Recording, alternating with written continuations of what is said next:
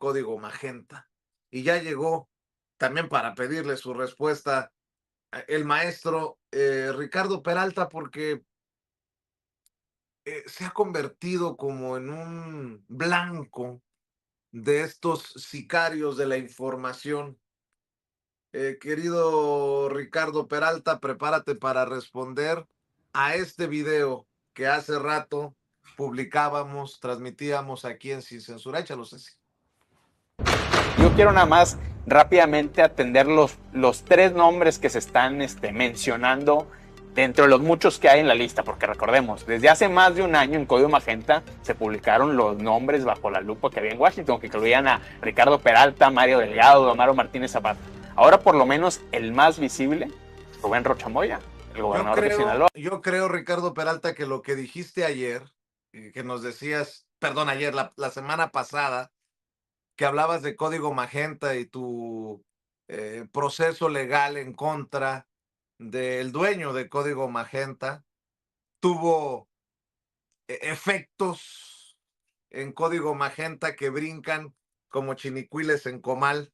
Te saludo con mucho gusto, un hombre al que respetamos, admiramos y le agradecemos que comparta con esta audiencia diferente e inteligente. No me alcanzó para darte el nombre del periodista ahí en esa mesa de Código Magenta que te vuelve a señalar en la supuesta lista de narcopolíticos que ha sido desmentida hasta por Marco Rubio. Pero ¿cómo ves, Ricardo Peralta?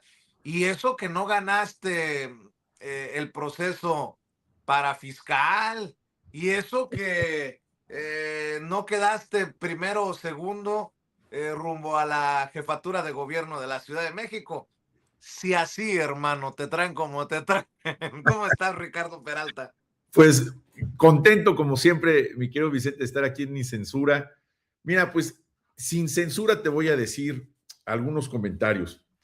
Seguramente me debes de percibir pues muy angustiado, desvelado. Te veo. Se me hace que te comiste las uñas toda la noche. Sí, como diría el presidente López Obrador, uy, qué miedo, miren cómo estoy temblando. Mira, voy a hacer una pequeña reseña nada más para no dejar. ¿Quiénes son estos personajes? De ahí tenemos que partir de todo. Ramón Alberto, y yo te doy el nombre de este señor, que yo no sé si sean periodistas, porque pues los periodistas son los que estudian periodismo. Los periodistas, como los que somos abogados, pues tuvimos la posibilidad de ir a la universidad, en mi caso a la UNAM, luego nos convertimos en maestros. Por cierto, este año cumplo 15 años dando clases ahí en la Facultad de Derecho. Felicidades. Los voy a invitar porque creo que en mayo van a hacer la entrega de reconocimientos. Y los que hemos practicado alguna profesión, estamos avalados por la Constitución, el artículo 5º constitucional, y del artículo 5º constitucional se emana la ley de profesiones, la Ley General de Profesiones. Ahí se regulan una serie de requisitos para que alguien se pueda ostentar o pueda ejercer alguna profesión. La libertad de profesión, que está relacionado con la libertad de prensa, que de alguna forma está relacionado con la libertad de expresión, aunque eso está en otro artículo. Cuando hablamos de la libertad de prensa, hablamos de la expresión que tiene cualquier persona de informar. No importa, porque eso fue también una regulación internacional, no importa que no sea periodista, es decir, nos convertimos todos en comunicadores. Pero estos señores que se dicen periodistas, en la enorme mayoría, no tienen un título profesional para ejercer. Y aún así se mencionan y se refieren como periodistas, denostando la noble carrera, el oficio profesional del periodismo, que requiere una serie de requisitos, no solamente estudiar, no solamente ejercerlo, sino ejercerlo con responsabilidad. Hay distintas formas de responsabilidad. Hay responsabilidad política, hay responsabilidad social, hay responsabilidad legal. Cuando tú te ostentas como profesionista y no eres profesionista, tienes una responsabilidad penal, además de moral, imagínense todos aquellos que dicen, no, yo soy el periodista y el periodista y el periodista. Se llama usurpación de profesión. Es un delito, partiendo de ahí. ¿Quiénes son estos personajes? Bueno, pues Ramón Alberto Garza trabajaba para los Junco, fue quien creó en el Reforma, exactamente. Él creó el periódico El Norte en Monterrey y en todo el estado de Nuevo León, y fue patrocinado por Carlos Salinas de Gortari para comprar lo que fue Reporte Índigo. Tú que eres periodista de a de veras, mi querido Vicente, no como todos estos que se ostentan, sería importante, interesante que cualquiera que tenga interés en este tema, porque no quisiera darle tanto tiempo, porque son irrelevantes además, pero es importante que la gente conozca de dónde vienen. Carlos Salinas de Gortari les da el dinero para que compren Reporte Índigo. Y con otro señor que se llama Luis Macice, que sigue teniendo Reporte Índigo, ellos venden a este Luis. ¿Quiénes son ellos? Otro señor que se apellida Navalón, que es español, que vive ahora en Nueva York, que es muy cercano a Ramón Alberto, tiene un departamento gigantesco en Nueva York, vive allá. Tengo conocidos muy cercanos que han estado en ese departamento, historias muy oscuras de Ramón Alberto y el señor Navalón en ese departamento y otros más, que es parte de lo que uno tiene acceso a la información. Antonio Navalón. Sí, ese señor, el español. El que salía con sus comentarios editoriales con López Dóriga en Televisa. Pues son todos lo mismo. Y este señor Rodrigo Carvajal, el que salió diciendo este video que me acabas de poner ahí en tu programa, es su sobrino. Este chavo es de Coahuila y vive ahí en Monterrey. Te voy a mandar por ahí unas fotos de una casa de Ramón Alberto Garza, que hasta hace poco tiempo todavía se ostentaba como propietario en San Miguel de Allende. Es una casa histórica, una casa que cuesta cuando menos unos $5 millones.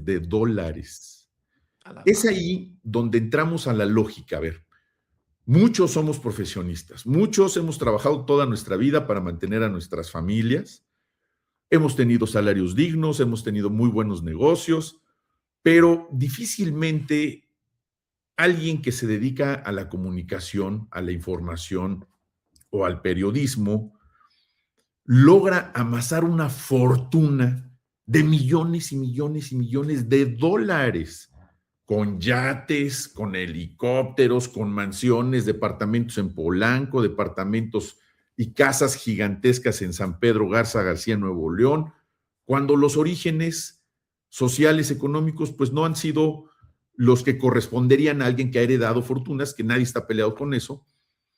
Pero, ¿de qué estamos hablando? Estamos hablando de la prensa sicaria. Estamos hablando de los extorsionadores a través del micrófono, a través de las cámaras, a través de las plumas. Son extorsionadores profesionales que venden espacios en sus medios.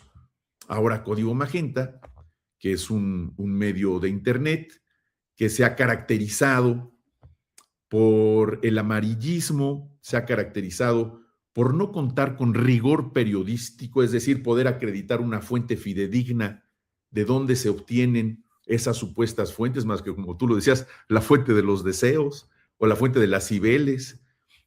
No hay más fuentes, son parte de la misma lógica y de la misma narrativa que a mí en particular, pues seguramente ahí se trata ya de una condición, de un diseño mediático con la intención de dañar, con la intención de denostar, de inventarse historias, publicitarlas en todas las plataformas digitales habidas y por haber. Y yo no me quise detener, como tú lo sabes, ya lo dije aquí en Sin Censura. Yo no me quise detener porque además soy abogado, soy un hombre de leyes, soy un ciudadano que conoce de derechos y además aquí los he invitado a aquellos que se han sentido agraviados por este y otros que a través de los medios, a través de los medios electrónicos, difunden mentiras.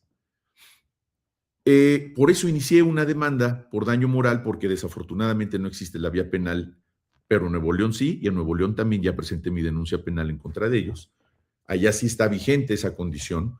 Yo esperaría que eso de verdad en todo el país de nueva cuenta tuviera vigencia la condición de el título que se llamaba delitos contra el honor, para que todos los mexicanos que se sientan agraviados por cualquier persona, pero sobre todo para quienes tienen una responsabilidad social gigantesca de comunicar, que comuniquen con verdad. Claro. Y debe de ser sancionado. Entonces, no le vamos a dedicar más tiempo a estos personajes, los demandé, voy a ganar ese juicio. Lo que pasó con esta señora que, ¿cómo se llamaba? La que es... No, aguántame con eso, porque quiero que me des tu opinión acerca de este video y a petición de Nacho Rodríguez el Chapucero que nos expliques, porque no sé si viste que reventó como bomba noticiosa esa declaración. Por cierto, cabrones, si van a usar el material de Sin Censura, den crédito. Tomaron tu explicación sobre Lourdes Mendoza y se viralizó cabronamente. Y obviamente estoy seguro que no has escuchado nada de ella reclamándote ni nada por el estilo, pero me llamó mucho la atención que publicara esto y dije yo, Ricardo Peralta tiene que reaccionar ante esto. Vamos a ver y escuchar lo que dice Lourdes Mendoza porque dice Lourdes Mendoza. Porque dice que es muy peligroso ser periodista como ella, periodista hay que estudiar para ser comprometida. A ver, échalo, Ceci. México, ejercer el periodismo en contextos de violencia y corrupción hoy en día es una actividad de alto riesgo. Y ojo, ya no solo por el crimen organizado, sino también por las instituciones que deberían protegernos y no castigar la labor informativa que hacemos. Cuando se intimida a la prensa y a los medios de comunicación y cuando se criminaliza la protesta, se fortalece la opacidad, el abuso de poder y el silencio. Así pues, defender la libertad de expresión y de manifestación no es defender privilegios, es defender la democracia, la sociedad. Y el gremio, salvo contadas excepciones, nos están quedando a deber, ¿o no? Claramente que ver, sí. Mi querido Ricardo Peralta, pobre, con mucho respeto lo digo, con todo mi sarcasmo, pobre de Lourdes Mendoza, conocida en el bajo mundo de las redes sociales como Lady Chanel, porque se siente amenazada por ser periodista, porque hay ataques a la libertad de expresión desde este gobierno autoritario. Yo creo que tú tienes herramientas para poner en su lugar, en su justa dimensión, estas, me permites la expresión, patrañas, querido Ricardo. Mira, me puse los lentes porque además ya no veo bien de lejos, cosas de la edad, pero me puse los lentes porque creí que era inteligencia artificial lo que habías puesto ahí. No, pero no. no. Yo dije, ay, cada vez está más chafa la inteligencia artificial, pero no, veo que sí. Ay, ay, ay. Mira, ¿qué te puedo decir que no sepa la gente? Todos ellos, todo ese grupo de voceros de la oposición, pues son exactamente lo que significa la oposición en México. Viven de la descalificación, viven de la mentira, obedecen instrucciones desde el extranjero. La gente debe de saber que existen estrategias como las conocidas como la guerra blanda. ¿Qué es eso? Es crear escenarios el golpe blando. Sí, el golpe blando, perdón, el golpe blando, donde estas estrategias muy bien estructuradas, hay que decirlo y hay que reconocerlo, lo saben hacer muy bien, y decía hace rato Nacho Chapucero con toda razón, falta una mano que de una vez por todas pueda descubrir el origen de los recursos que está patrocinando a estos voceros que se dicen periodistas, que se dicen atacados por un Estado autoritario. Es totalmente falso. Decía y dice bien Nacho, un exceso de libertad. Yo prefiero los excesos de derechos. Prefiero 1000 veces que haya un exceso de derechos. Absolutamente. Aquí hay alguna restricción. Pero dentro de esos derechos, que también exista la réplica, la posibilidad de defenderse, cualquier no solamente ciudadano mexicano, cualquier persona que pise territorio nacional, que se sepa que hay un derecho mexicano implacable contra los abusos, contra la violación de estos derechos. Incluso, pero dice libertad incluso de la expresión propia cuando lo han pervertido y lo han convertido en libertad, creen ellos, de extorsión, en el caso tuyo, por lo que nos denunciabas. Sí, mira, yo creo que esta señora que, además yo no le puse esos motes, eh, ¿No? no, eso es conocidísimo en las redes sociales. Habla ella, por lo menos me enteré porque me lo hicieron llegar entre ellos, tú, mi querido hermano, esa información de que me iba a demandar por daño moral. Pues primero hay que tener moral para que se pueda afectar alguna condición de su naturaleza, pero yo no le puse ningún mote. Yo les platiqué una historia de que llegó un muchacho diciendo que venía de parte de ella, ofreciéndome un catálogo de bolsas y que yo a su vez se la entregara a él o la comprara, y con eso ella me dejaría de molestar. Pues obviamente yo no estoy sujeto a creerle al muchacho, por eso no accedí a nada, y sí le di una bolsa, pero le di una bolsa como estas de plástico. Nada más. Este, si eso le ofendió a la señora, pues le ofrezco una disculpa, porque pues es una señora que merece respeto, pero lo que estén haciendo su nombre o lo que ella haya hecho en el pasado o lo que digan los millones de personas que le han señalado, como le han dicho en su mote, que todos conocemos, pues esa no es mi responsabilidad, es responsabilidad de cada Oye, quien. Ricardo, yo como chismoso, ¿cómo decía el presidente? Como chismoso profesional, creo, nos decía, oye, ¿te acuerdas cuánto costaban las bolsitas que te proponían para calmar la cobertura en tu contra? Pues estas valen como 5 pesos, mano. aquellas, Aquellas, aquellas yo creo que, no, pues miles de pesos, una locura, pues eran, yo cuando empecé a ver dije, oye, ¿y estos aceptan pancholares? O del turismo, del turista, le digo, porque son los únicos que tengo. Digo, ¿cómo crees? Le digo, ¿es en serio? No, pues si usted lo considera, no, pues no lo considero. Tengo que este muchacho se fue espantadísimo de mi oficina. Yo lo acepté que fuera a verme porque me dijo, es un tema muy delicado de una periodista y bla. Pues obviamente en defensa precisamente de los derechos y sobre todo de los periodistas serios, de los comunicadores, escuchas, a lo mejor traen alguna información interesante. No, ya cuando le empecé a escuchar, le hablé a una persona que estuviera ahí, lo tenemos documentado, por cierto, por si algún día hace falta, lo tenemos documentado, porque ese tipo de cosas se tienen que documentar. Y aparte, solicité la presencia de una persona, había otro conmigo en mi oficina, y después de que lo platiqué aquí, me dice, oye, qué buena memoria de todo lo que dijiste. Le digo, pues, por si me falla la memoria, también lo tengo documentado para los efectos que suelen ocurrir después de una condición de esta naturaleza. La verdad de todo esto, querido Vicente, es que la oposición y sus voceros no tienen tema, no tienen ninguna argumentación que defender ante la ciudadanía. Y hablando en esos términos, imagínate lo que significa para ellos encontrarse con una presidenta que ha hecho de la práctica política, de la práctica de gobierno, la soberanía.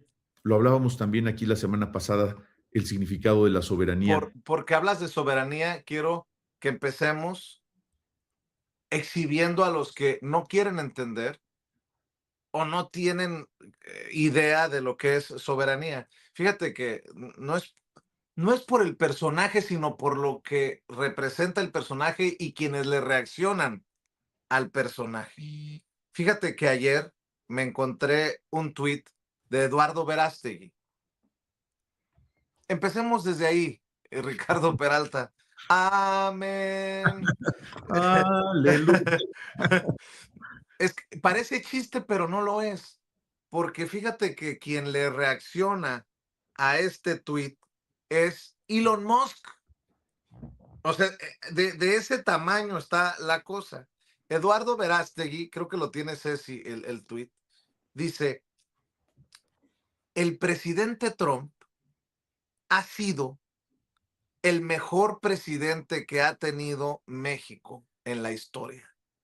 Creo que se lo mandé a Ceci el tuit. Y y responde con una carcajada Elon Musk.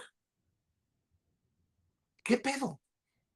O sea, hablando de soberanía, esto que parece chiste y que no es chiste, lleva a uno de los hombres más ricos, si no es que al hombre más rico del mundo, a pitorrearse. Estoy seguro que no de Verástegui, sino de nuestro país. Eduardo Verástegui escribe: President Trump has been the best president Mexico has ever had. It's true. Y ante esto, la carcajada de Elon Musk. Hablando de soberanía nacional, hablando de amor a la patria, ahora sí, mi querido Ricardo Peralta, para que quede establecido muy bien el tono y los temas. Yo amo mi país profundamente, querido Vicente. Cada vez que tengo noticia de personajes como este señor Verástegui, que yo supe de su existencia ahora que se quiso convertir a la política, que todo el mundo tiene el derecho, pero pinta muy bien, extraordinariamente bien, lo que significan los conservadores en nuestro país. Te soy franco, porque suelo ser un hombre transparente. Cuando me río, cuando estoy contento, pero cuando veo en este tipo de mexicanos estos deslices de entreguismo, de prostitución, porque eso es lo que así se tiene que decir, cuando se convierten en apátridas y esa forma de ser apátrida tiene que ver con denostar a nuestra historia, denostar y además frente a quienes nos han invadido en una y otra ocasión en términos económicos, en términos culturales, en términos territoriales, en términos bélicos. Ese entreguismo los retrata exactamente como fue hace 200 años con Maximiliano. Los retrata perfectamente bien a los conservadores en México, como los que has mencionado aquí en tu programa, a los panistas. Los retrata extraordinariamente bien a los voceros de la oposición, el Ramón Alberto, todos estos, que eso sí es basura informativa. No suelo yo expresarme mal de las personas, pero cuando nos tocan a la patria, yo creo que ahí tenemos que brincar todos. Desde el punto institucional, desde el punto de vista institucional, qué bien lo está haciendo la presidenta Claudia Sheinbaum. Por eso yo la podría nombrar la apóstol de la soberanía nacional, como una práctica diaria de gobierno, defendiendo nuestro piso, el territorio nacional, defendiendo el espacio aéreo, defendiendo el espacio marítimo, defendiendo a los mexicanos en el exterior, enfrentándose al gobierno de los Estados Unidos en este momento encabezado por Donald Trump, con inteligencia, con astucia, con inteligencia y con un nivel de Estado. Eso la convierte en la apóstol de la soberanía nacional. A la doctora Claudia Sheinbaum la convierte en la apóstol de la soberanía nacional, como lo fue en su momento y en una condición grave, histórica, Francisco I. Madero, apóstol de la democracia, cuando se enfrentó precisamente a los mismos traidores de la patria, en épocas históricas distintas, pero con enormes coincidencias, con mexicanos entregando la patria, con mexicanos cayendo ante las intenciones y las provocaciones de los Estados Unidos. Eso mismo le pasó a Francisco I. Madero, defendiendo la democracia de nuestro país. Parte de un gran muro que hemos venido construyendo históricamente hablando. Francisco I. Madero se le denominó el apóstol de la democracia para acabar precisamente con la reelección. Esa gran frase de sufragio efectivo, no reelección, es el paradigma, el inicio de la democracia en México. la no intervención, el no injerencismo y el respeto a México es el punto de partida de el apostolado, de la apóstol de la soberanía nacional, que es la doctora Claudia Sheinbaum Pardo, en un momento histórico donde está dejando una huella a nivel mundial de lo que representa ser la primer presidenta de México, pero no solamente por una condición de género, una mujer que representa a la mujer mexicana. Lo decíamos también aquí en tu programa. ¿Quiénes son las mujeres mexicanas? Son nuestras hijas, son nuestras esposas, nuestras madres, nuestras amigas, nuestras compañeras de trabajo. ¿Y qué características tiene la mujer mexicana? Trabajadoras, valientes, enfrentan cualquier condición bajo cualquier circunstancia y sacan adelante a sus familias. En este momento, la presidenta Claudia Sheinbaum escenifica lo que significa a la mujer mexicana. Por eso, cuando vemos estas quejas, la foto que me enseñaste hace rato que creía yo que era inteligencia artificial, y todas esas, ay Diosito, y todas las personas que viven denostando, mintiendo y actuando en contra de México, no hacen más que despertarnos la conciencia de lo mucho que tenemos que seguir luchando por este país y defenderlo, porque personajes como estos por 2 centavos se venden, te venden a ti, a todos. Mira que irles a besar los ojos a los gringos. Mira que teniendo la responsabilidad de ser personas públicas, incitar a una invasión a nuestro país, estar incitando y colaborando con un gobierno extranjero. ¿Qué necesidad? ¿Qué no hay un mañana? ¿Qué no piensan en el legado histórico que pueden dejar a su descendencia? Bueno, este señor Verástegui no tiene nada, pero ya lo entrevistaba ahí Sabina Berman y dice que no ha encontrado a la señora de sus sueños. Cada quien, ¿verdad? Se vale. Pero empezando por ahí, bueno, se me salió, amigo, discúlpame. Entonces, ¿quiénes son? Analicémonos. Viene del Reforma un señor, la otra señora le paga a otro señor que es uno de los principales adversarios de la transformación de México. ¿Por qué nos atacan a nosotros en lo personal y nos inventan historias? Porque no quieren que digamos lo que digo yo aquí en este programa y en todos lados donde participo, en periódicos nacionales, a donde voy, con mis alumnos en la Facultad de Derecho. Yo todo el tiempo estoy defendiendo a mi país y lo voy a seguir defendiendo.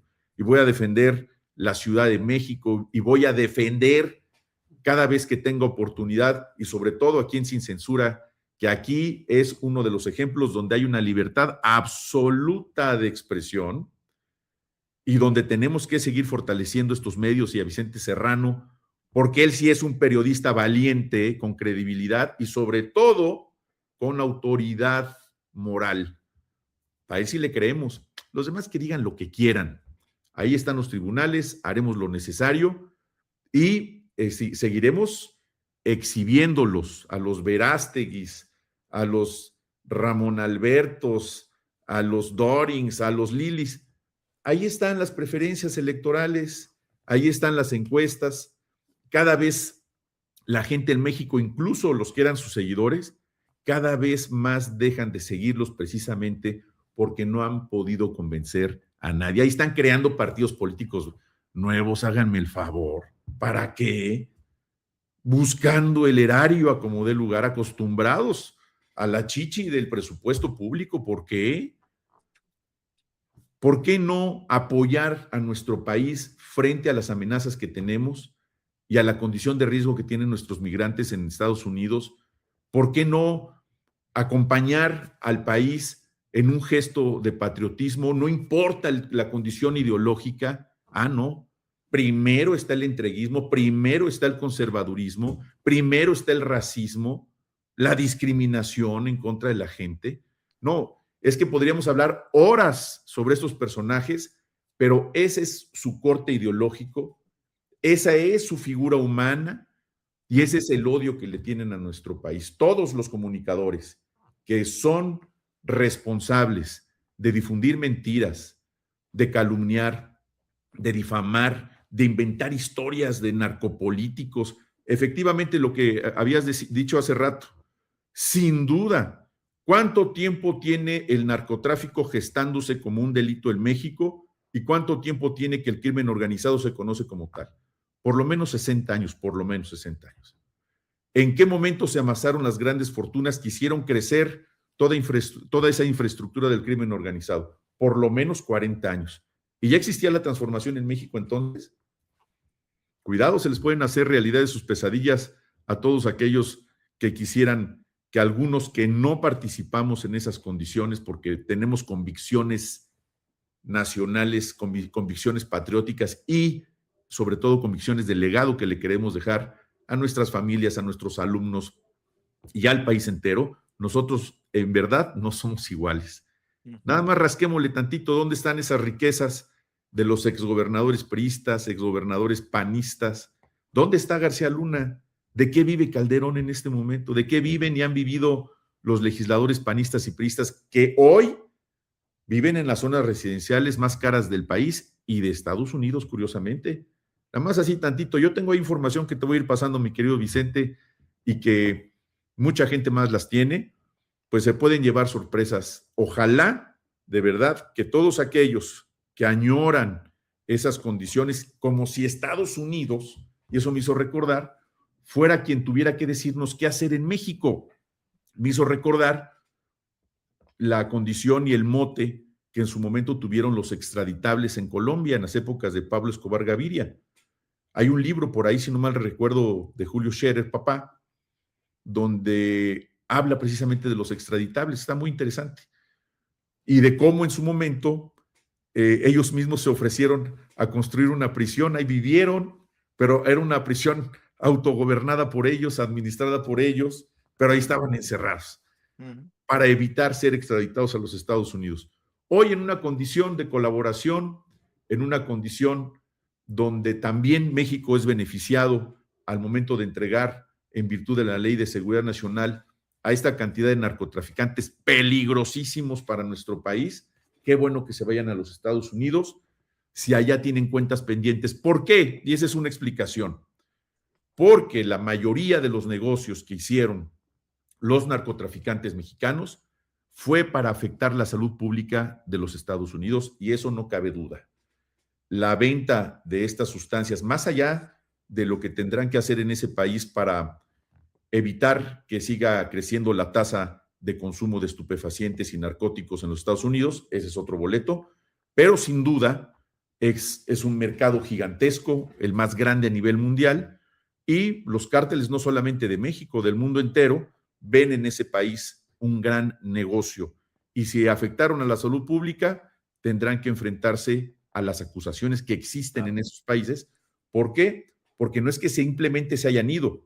Responde a esto a una petición formal de los Estados Unidos. Son, en la mayoría de los casos, órdenes de aprehensión con fines de extradición que fueron enviadas hace años, incluso en algunos casos hace décadas.